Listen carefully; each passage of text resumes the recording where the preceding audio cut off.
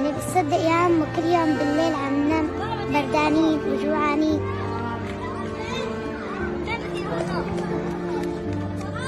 ما عنا حطب.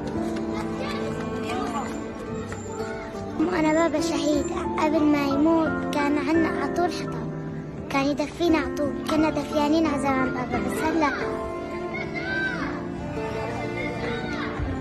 كل شي انخرب، صار بابا بمحل ونحن بمحل. طيب يا عمو نحن شو ذنبنا نبرد؟ هيك كل الأولاد عندي عندهم أب هيك عايشين ولا مثلنا؟ طيب يا عمو ابنك نام مرة بس مرة بدون أكل هو بردان؟ طبعا لا. شو ذنبنا نحن؟